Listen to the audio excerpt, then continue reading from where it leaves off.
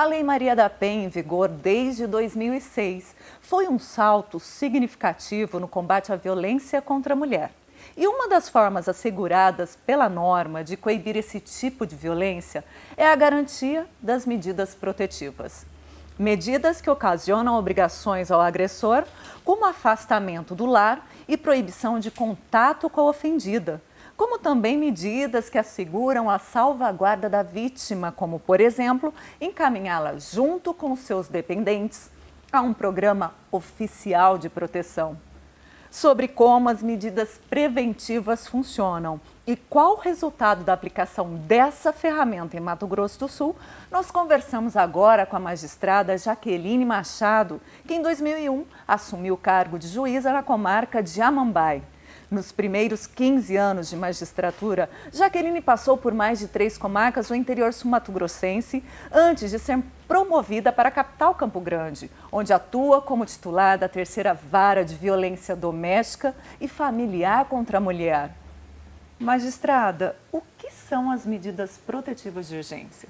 A medida protetiva de urgência, ela é uma ferramenta muito importante. Ela veio com a Lei Maria da Penha, em 2006, e ela veio com o intuito de realmente dar uma proteção à mulher. Antes disso, a gente não tinha esse tipo de medida, que são medidas restritivas ao agressor, ou ainda temos também, na Lei Maria da Penha, medidas que são em favor da mulher, como o abrigamento. Então, com relação ao agressor, as medidas mais comuns que são solicitadas na 3ª Vara de Violência Doméstica são as medidas de afastamento do lar, né, e de proibição de aproximação e contato. Tá? Então essas são as mais solicitadas, que é realmente quando há aquele conflito, aquela violência e a gente precisa afastar esse agressor para que não ocorram coisas piores. E a mulher, a medida que ela pede, às vezes, é o alojamento de passagem que tem lá na Casa da Mulher Brasileira ou até o alojamento na casa-abrigo, quando ela está correndo risco de morte. E é exatamente isso aqui é a próxima pergunta, né? Quando as medidas são necessárias? Então, ao ver de quem trabalha com isso diariamente, as medidas são necessárias sempre que a mulher estiver em situação de violência. Sempre, não importa que tipo de violência é, porque a Lei Maria da Penha ela veio estipulando 5 tipos de violência, né? A violência psicológica, moral, patrimonial, sexual e a física. A única violência que realmente, quer dizer, a violência que é mais reconhecida pela população em geral é a física, né? A gente acha que aconteceu uma violência contra a mulher quando ela está com o olho roxo, quando ela está marcada, né? E a gente tem uma dificuldade em reconhecer essas outras violências, né? A violência sexual também é mais reconhecida, mas não quando ela acontece dentro do relacionamento abusivo, porque existe o estupro marital, que muitas mulheres não sabem, porque elas acham que elas têm obrigação, essa obrigação marital da relação sexual, e na verdade ela não pode ser forçada a uma relação, né? Mesmo dentro do casamento, isso é considerado um estupro. Então, essas violências que não são percebidas, principalmente a violência psicológica também, né? É aquela coisa que pode até não constituir um crime, então aquela vítima que é xingada todos os dias, você não presta, você não faz nada bem, você não é uma mulher de verdade, você não é uma boa mãe. E tem mulheres que ficam ouvindo isso durante anos. Isso é uma violência psicológica, isso acaba com a autoestima da mulher, né? E ainda faz com que ela desenvolva várias outras doenças, como a depressão, né, a síndrome do pânico, entre outras. Então, a violência psicológica, quando ela está sendo vítima de violência psicológica, ela já pode postular medida protetiva. Ela não precisa esperar uma agressão física, né? Também na violência moral, xingar, né? Os xingamentos que a gente ouve, com aquelas palavras de baixo calão, isso é considerado um crime, às vezes, de difamação ou de injúria, e pode sim a mulher vir solicitar medida protetiva com base nesse tipo de violência que às vezes não é reconhecida, né? E na patrimonial também, que é aquilo de ficar com o dinheiro da mulher, de não deixar ela controlar as suas finanças, né? Muitas vezes ela não sabe nem o patrimônio que tem, né? Então tem uma série de violências que acontecem dentro de um relacionamento abusivo que faz com que essa mulher precisa perceber o mais rápido possível, né, que ela precisa de uma proteção, que ela precisa sair desse ciclo de violência e sair desse relacionamento abusivo. Então é muito importante, no primeiro momento que ela é vítima de violência, no início do relacionamento, que ela consiga sair desse ciclo. Porque a gente tem informações, pesquisas, que dizem que uma mulher demora às vezes de 5 a 10 anos para fazer a primeira denúncia. É muito tempo. E é por isso que a maioria das vítimas de feminicídio são mulheres que nunca fizeram um pedido de medida, que nunca acessaram o sistema de justiça, né? Mais de 70% das mulheres que morrem vítimas de feminicídio são mulheres que não chegaram até nós, que não pediram medida protetiva. Ou seja, elas não conseguiram frear a escalada da violência. Porque o relacionamento abusivo, ele é um relacionamento de multiviolências. A gente sempre fala isso, tá? Então, quando uma mulher está num relacionamento abusivo, ela não sofre, essa mulher não vai sofrer apenas a violência física. Ela sofre inúmeras violências, ela pode sofrer todas as violências conjuntamente, inclusive chantagem de suicídio, né? Se você não ficar comigo, eu vou me matar. Então, até isso, em relacionamentos abusivos, essas mulheres passam e se sentem culpadas, às vezes, se acontecer alguma coisa com aquela pessoa, aquele agressor, é uma pessoa por quem ela nutre um sentimento, que às vezes é pai do filho dela. Então, ela tem muita dificuldade em fazer essa ocorrência, em pedir ajuda. E em se tratando de um cenário real, atual, de Mato Grosso do Sul, elas ainda acionam esse tipo de medida considerando apenas a violência física? Não, nós temos já, eu acho que a Casa da Mulher Brasileira, né, ela estando aqui desde 2005, ela trouxe uma consciência maior assim, para as mulheres que vão lá, porque elas vão lá e elas são atendidas já num setor psicossocial.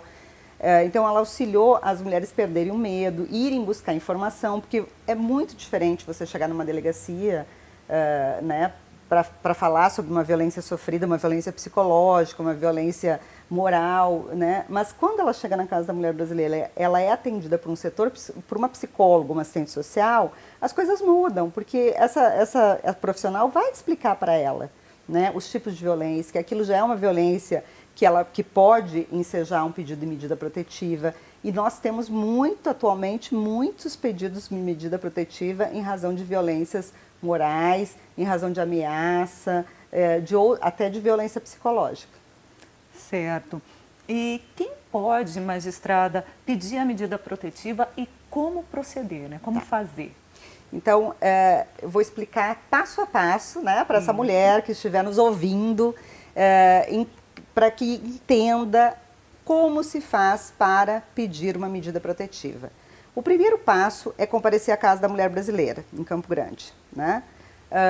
Eventualmente, se não puder ir até a Casa da Mulher Brasileira, há a possibilidade de fazer o pedido da medida protetiva online no site do Tribunal de Justiça, né, do TJMS, www.tjms.jus.br.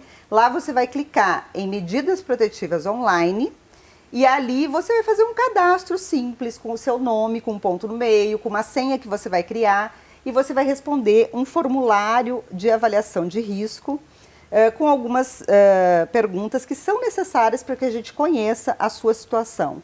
Vai contar o fato que aconteceu, juntar documentos, se você quiser, foto de algum tipo de lesão ou de print de conversa de ameaça no celular e em 48 horas esse pedido de medida protetiva ele vai ser analisado. Agora, podendo ir até a Casa da Mulher Brasileira, então se puder ir até a Casa da Mulher Brasileira, onde tem um atendimento todo, a gente prefere, claro, que a mulher passe por todo esse atendimento. Então você vai até a Casa da Mulher Brasileira, lá você vai na recepção você vai ser encaminhada para o setor psicossocial, vai conversar com uma psicóloga, uma assistente social. Em seguida, você decide o que deseja fazer. Quer fazer uma ocorrência policial? Vai ser encaminhada à DEAN. Não quer uma orientação jurídica sobre processo de divórcio, alimentos, guarda de filhos? Vai ser encaminhado para a Defensoria Pública ou para o Ministério Público. Também na Casa da Mulher Brasileira, nós temos um alojamento de passagem para aquelas mulheres que estão naquela situação de violência e não tem para onde ir, estão com muito medo de ficar dentro de casa. Então, até sair a medida protetiva, ela pode ficar lá dentro da Casa da Mulher Brasileira num alojamento de passagem. Tem uma brinquedoteca para o seu filho ir, se ele estiver junto, para ele não acompanhar mais todo esse trâmite burocrático e que é revitimizador, quer dizer, a mulher vai ter que contar o fato de novo e essa criança possivelmente já tenha visto. Então tem lá uma brinquedoteca para a criança ficar. Tem um setor de transporte que essa mulher, à noite, por exemplo, se ela chegar lá, ela é levada até o IMOL para fazer o exame de corpo de delito. Né? Então tem toda uma estrutura lá para que ela fique nesse período das 48 horas até que saia o pedido de medida protetiva lá no local. Passadas as 48 horas, ela não tem para onde ir, tá? Quer dizer, ela tem medo de voltar para casa, há o risco de morte, a gente já verificou pelo formulário, ela pode ser encaminhada para a casa-abrigo, que é em outro local, para a casa-abrigo de Campo Grande. Certo. E aí, a partir disso, como saber o resultado do pedido? Tá. A partir do momento, ela é intimada. Assim que eu analiso o pedido de medida protetiva, o meu cartório, os servidores do cartório vão entrar em contato com essa mulher por telefone, por WhatsApp, da maneira mais rápida e fácil, né, do acesso, e vão comunicar para ela a medida que foi deferida, tá, e como ela precisa proceder dali para frente para o acompanhamento. Quando a medida protetiva chega, é feita uma análise do pedido dela, né, do que a gente tem ali, e aí tem vários caminhos que eu posso seguir, né, ou de cara, de pronto, eu já defiro a medida protetiva, ou quando há dúvidas se a situação envolve violência de gênero ou não, aí eu mando para um estudo psicossocial, ou eu indefiro porque não está dentro do que a Lei Maria da Penha prevê. Então, é muito importante a gente deixar bem claro quando é que pode ser solicitada, onde se aplica a Lei Maria da Penha, quando que pode ser solicitada uma medida protetiva. Quando existe uma violência, qualquer tipo das 5 violências que eu já falei, tá? Física, moral, patrimonial ou psicológica, numa relação íntima de afeto, tá? Numa relação doméstica, ou seja, pessoas que estão no mesmo ambiente doméstico, que moram na mesma casa, ou numa relação familiar, pessoas que têm laços de sangue, né, e vivem ou não na mesma casa. Nesses casos, se a violência for em razão do gênero, ou seja, se ela sofreu violência pelo fato de ser mulher, pelo fato de não, aquela situação não ocorreria se ela fosse um homem, quer dizer, é uma violência que realmente é baseada no gênero da pessoa, aí sim ela pode ter a proteção da Lei Maria da Penha. A gente já falou sobre isso no começo da entrevista, mas quais medidas protetivas podem ser adotadas? Vamos fazer um reforço aqui. Tá, isso. São várias medidas protetivas que estão previstas lá no artigo 22 da Lei Maria da Penha, no artigo 23. Então, tem a proibição de aproximação e contato, que é a mais comum, quer dizer, eu me separei ou eu estou me separando, eu acabei o namoro e eu não quero mais que ele me mande mensagem, que ele me procure. Por quê? Porque quando manda mensagem, quando procura, acaba xingando, acaba brigando, acaba ameaçando. Então, a proibição de aproximação e contato é uma delas. Depois, afastamento do lar, quando moram junto e é necessário para não acontecer algo pior, que esse agressor saia, né? Ainda que ele não perde direito nenhum saindo, aí depois, se a casa for dos dois, vai ser feito o processo de divórcio, a partilha de bens, normalmente, né? Então, esse homem não perde direitos, só que nesse momento ele precisa sair da casa para eles não ficarem convivendo junto e algo pior acontecer. Também temos a suspensão do porte e do uso, do porte e do registro da arma de fogo, apreensão da arma de fogo, que imediatamente, de ofício, se no boletim de ocorrência vier falando, ou no pedido online, que ele tem uma arma de fogo, imediatamente vou determinar a apreensão dessa arma e a suspensão do porte e da posse da arma de fogo, tá? Então, ele não pode mais estar. Também há a proibição de que frequente determinados lugares, né? Então ele não pode, ele tem que ficar uma distância, o distanciamento da casa, do local de trabalho, da casa da mãe dela, para que isso não piore a situação, ele não vá atrás dela. E aí tem revogação de procuração, né? De algum tipo de contrato que foi feito, ou que ela assinou, pressionada, e as outras medidas que são para ela, deu encaminhamento para a rede de atendimento, para o centro de atenção, centro especializado de atendimento à mulher, que é para fazer acompanhamento psicológico. A gente pode também determinar a transferência dos filhos, se ela foi morar num outro local, para uma outra creche mais próxima, para uma outra escola, né? Também a suspensão, um período de suspensão do trabalho dela, se ela precisar se afastar, ou até um home office, algo que ela necessite. Então são muitas, porque a lei é aberta, ela fala e outras medidas que a mulher necessitar. Então vai ser avaliada as medidas que ela necessitar. Então é muito importante que ela explique direitinho o que ela está passando, porque na maioria das vezes a mulher ela faz o registro de um fato, que parece uma coisa inócua, quer dizer, foi uma injúria, e aí depois quando você faz um estudo psicossocial, você vê que existiram várias violências e o risco é muito maior do que parecia. Então é necessário que ela peça, que ela fale exatamente o que aconteceu, que ela conte das outras violências também que ela já passou, ainda que não sejam registradas mais, mas que ela nos traga maior informação possível. E a medida protetiva sendo adotada, magistrada, quais passam a ser as obrigações do agressor? Então, o agressor ele precisa cumprir essa medida, ele é intimado, então para se afastar, para ficar longe, para não entrar em contato, né?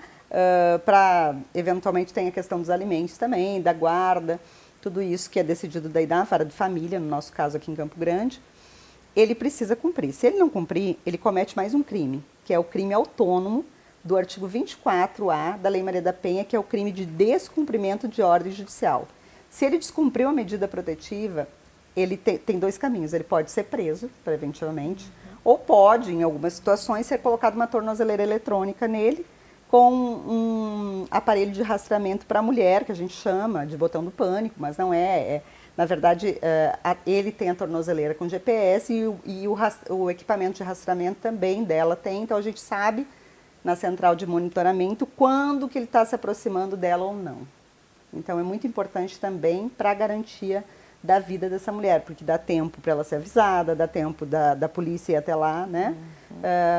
Para que não aconteça uma coisa, realmente um feminicídio, que é o que a gente visa sempre afastar. A possibilidade de que aconteça uma lesão grave, um feminicídio, algo que realmente tem uma consequência e que às vezes é irreversível. A gente vai para um breve intervalo, já voltamos.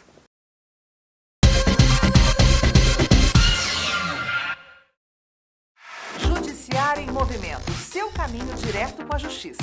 De norte a sul, a Carreta da Justiça viajará pelos municípios sul-mato-grossenses realizando atendimentos por meio de moderna estrutura, com salas de audiência, espaços para a população, Ministério Público, Defensoria e advogados. Agora, 100% dos municípios de Mato Grosso do Sul são sedes de comarca. É a justiça mais perto e eficiente. Tribunal de Justiça de Mato Grosso do Sul.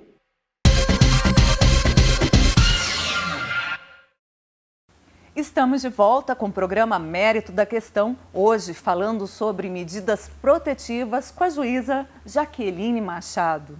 Magistrada, o que é previsto se a medida for descumprida? A gente estava até falando sobre isso no primeiro bloco, né? Sim. Então, no caso de descumprimento de medida protetiva, é analisado o que houve, como que foi esse descumprimento.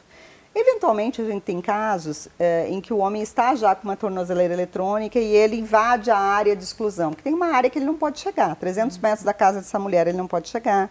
Aí a gente vai pedir para ele justificar por que ele fez isso, né? Se ele passou por ali por engano, por aquela rua, e aí... Mas quando ele descumpre, realmente, com o dolo de descumprir, ou seja, ele quer ir até lá, ele não está obedecendo a ordem judicial, e eles fazem de várias maneiras, né?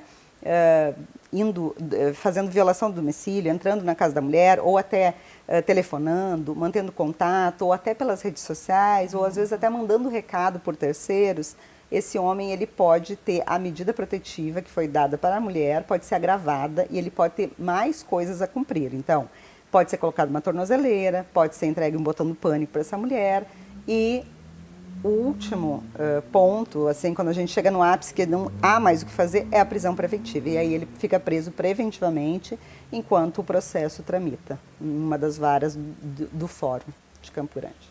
E se mesmo depois das medidas protetivas, né, deferidas, a violência continuar? Então, tem situações que são muito complexas, muito complicadas. O que a gente precisa? Nós temos dificuldade com isso ainda. Nós precisamos que as mulheres entendam que essa medida precisa ser levada a sério por elas também.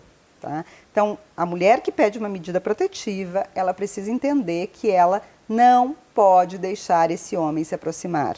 Por quê? Às vezes, ele se aproxima, descumprindo a medida, com a desculpa de que vai pegar o filho, com a desculpa de que só quer ir lá ver a criança, com a desculpa de que foi levar a pensão pessoalmente. E nesses momentos, se está tudo bem, essa mulher acaba deixando ele se aproximar. Só que aí vai chegar um dia em que ele chega lá e não está tudo bem, porque ele pode ter ingerido bebida alcoólica, porque ele pode querer fazer um mal para ela, ele pode estar, né? Então, ela precisa entender que ela não pode deixar ele se aproximar. Ela tem também que nos auxiliar a fiscalizar o cumprimento dessa medida, porque nós temos a Patrulha Maria da Penha e nós temos o PROMUSE, que é o Programa Mulher Segura da Polícia Militar. Os dois ficam na Casa da Mulher Brasileira. Então, esses dois programas fazem a fiscalização da medida protetiva. A partir do momento que eu concedo a medida protetiva, eles passam a ter contato com essa mulher para saber se ele está cumprindo ou não a medida. Só que assim, nós temos 7.000 medidas protetivas em vigor em Campo Grande hoje. Então, é um trabalho que é difícil de fazer, a fiscalização o tempo inteiro de todas as medidas. Então, eles entram em contato com essa mulher, está tudo bem, mas no outro dia pode não estar, e eles não estão em contato de novo. Ela precisa procurar, ela precisa nos informar que ele não está cumprindo a medida para que a gente tome medidas mais drásticas, né? E em algumas situações, a saída mesmo vai ser ela ir para casa-abrigo, ou até tem situações graves, gravíssimas, em que ela até é transferida para uma casa-abrigo de outro estado, né? Com os filhos, porque para a casa-abrigo ela vai sempre com os filhos, né? Ela não é afastada dos filhos nem nada, mas para a proteção dela, às vezes, é necessário por um tempo, ela realmente sair até do estado. Porque a gente sabe que, por mais que existam medidas que nos auxiliem, né, quando um ser humano realmente deseja, né, a morte de uma pessoa, deseja fazer um mal, muitas vezes a gente não tem condições de frear isso, né, porque é uma situação complexa. Você tem 7.000 mulheres com medida protetiva, você não consegue ter policiais o tempo inteiro na porta da casa delas para vigiar e fazer cumprir essa medida. Por isso a importância da mulher realmente nos informar a partir do momento do descumprimento da medida. E qual é a validade, a duração de uma medida protetiva, então, doutora? Pela Lei Maria da Penha, não há um prazo fixo, tá? Não diz se ela tem que ser de 3 meses, 1 ano, 2 anos. Aqui em Campo Grande, eu tenho fixado o prazo de 1 ano, tá? Que é o prazo que a experiência nos mostra, que é o prazo que é mais ou menos necessário para que as coisas voltem à normalidade, que realmente esse homem pare de perseguir ou perturbar essa mulher. Então, no geral, a gente defere por 1 ano. Essa mulher é orientada que no final de 1 ano, se ela não procurar para pedir a prorrogação, essa medida fica extinta, tá? Tanto que a gente faz com as vítimas audiências de acolhimento. Essa audiência de acolhimento é uma audiência com a vítima, que pediu medida protetiva, em que eu vou ouvir se realmente está bem, se ela tem alguma dúvida, se ela precisa manter essa medida protetiva além de 1 ano, né? Se ele está cumprindo, não está cumprindo, como é que está a situação dos filhos. Então, tudo isso é conversado com essa mulher na audiência de acolhimento. E ela é orientada, então, caso ela necessite de mais tempo de medida protetiva. Certo. E se o pedido da medida protetiva for negado? Então, o pedido da medida protetiva, ele é negado quando não existe os requisitos da Lei Maria da Penha, né? Então, se não existirem os requisitos da Lei Maria da Penha, por exemplo, é uma agressão, mas não por exemplo, uma agressão entre 2 irmãos, mas não tem nada a ver com uma violência de gênero. Não é porque essa mulher é mulher, é simplesmente porque há um conflito familiar, ou não resolvido desde a infância, ou há um conflito em relação à herança, a alguma coisa patrimonial. Então, isso não é uma violência em razão do gênero. Nesses casos, a medida protetiva é indeferida, né? Ou em casos que a gente tem como, um vizinho vem pedir, né? A vizinha vem pedir, isso não cabe na Lei Maria da Penha. A Lei Maria da Penha fala em violência doméstica, né? Em razão do gênero. Então, nós precisamos entender isso. Mas isso não quer dizer que essa pessoa não possa ter uma proteção. Ela pode, só que ela tem que pedir essa proteção no local adequado, né? Se é um crime, se houve uma lesão, esse processo vai para uma vara criminal, ela pode pedir uma medida cautelar dentro da vara criminal lá, né, para que se realmente há uma situação de risco de morte, mas aí não pode ser na vara de violência doméstica. Certo.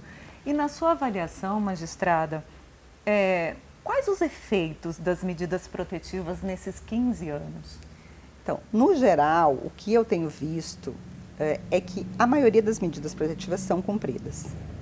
A maioria das medidas concedidas, os agressores, quando intimados, eles acabam aceitando, eles acabam obedecendo a medida protetiva, tanto que muitas vezes a mulher vem e pede a revogação da medida, antes mesmo do prazo, né? Ou porque ela voltou ao relacionamento e aí a gente tem que, a autonomia dela, de vontade dela tem que ser respeitada, ou porque realmente cessou, não há mais problema nenhum, aquela violência foi pontual, né? Agora, o pior que a gente tem visto é não pedir a medida protetiva. É engraçado que a gente vê que muitas mulheres têm medo. E tem medo justamente porque a ameaça do homem é assim, se você for procurar a polícia, eu vou te matar. Então, muitas mulheres ficam no relacionamento, se você largar de mim, eu vou te matar. Então, muitas mulheres ficam no relacionamento porque elas pensam assim, se eu ficar aqui, eu estarei controlando essa situação. Ele não vai me matar. Só que isso é um mito, isso é uma utopia. Porque vai chegar num determinado momento em que as coisas vão piorando, porque está naquele ciclo de violência, né?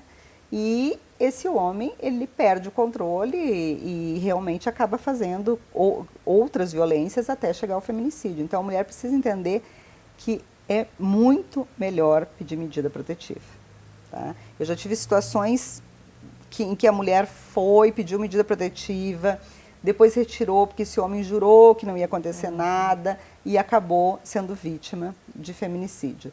Então, as mulheres precisam entender as violências que sofrem, porque muitas vezes a mulher não consegue visualizar que aquilo é uma violência, tá? Porque é um relacionamento íntimo de afeto, às vezes, ela tem uma relação com aquele agressor, não é como alguém que comete um crime contra você na rua, quer dizer, rouba teu celular, né? Furta seu celular, você nem sabe quem é aquela pessoa. Óbvio que você vai querer denunciar, mas essa mulher não, ela tem muitas dúvidas e muitas culpas.